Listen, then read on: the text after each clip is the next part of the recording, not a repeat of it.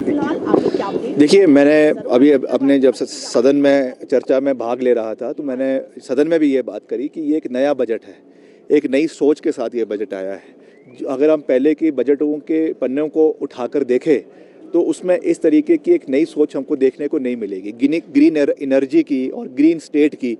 आज तक प्रदेश में बात नहीं हो पा रही थी, मगर ये समय की मांग है कि इस तरीके की बात हो,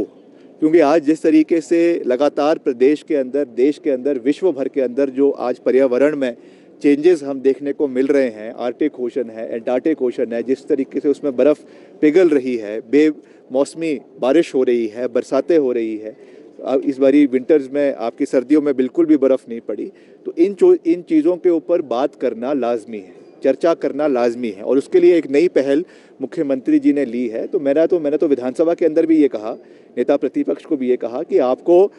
सही का समर्थन करने का हौसला होना चाहिए, इरादा होना चाहिए। हमने भी विपक्ष में रहते हुए नेता प्रतिपक्ष उस समय जो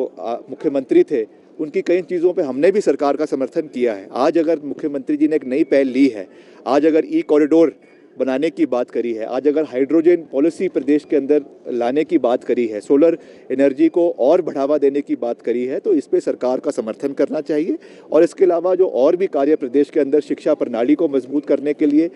पॉलिसी, आपकी जो है इंडस्ट्रियल पॉलिसी नई लाने की बात करी है, या और चीज़ें जो प्रदेश के अंदर लाने की बात करी है, अगर उसमें से जो अच्छे पॉइंट्स हैं उसका सरकार का समर्थन करना चाहिए। और मैंने तो विधानसभा में ये भी कहा कि जिन सेंट्रल स्पॉन्सर्ड स्कीम्स के लिए हमें केंद्र सरकार से पैसा आता है, मेरा विभाग ही अगर आप फॉर एग्जांपल ले लें, वहाँ पे अगर प्रधानमंत्री ग्राम सड़क योजना है या CRF है या NHAI के माध्यम से जो कार्य चल रहा है, मैंने तो विधानसभा के अंदर नितिन गडकरी जी का उसके लिए धन्यवाद किया कि ठीक है, केंद्र सरकार से पैसा आ रहा है, एग्जीक्यूटिंग एजेंसी हमारी है, मगर पैसा केंद्र सरकार से आ रहा है। मगर 5 साल ये नेशनल हाईवे का गुणगान प्रदेश के अंदर करते गए, क्या हुआ उस नेशनल हाईवे का? आज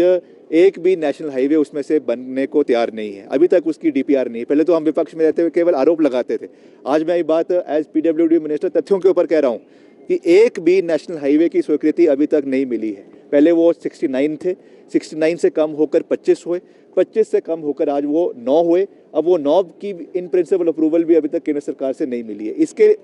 एवज में मैं धन्यवाद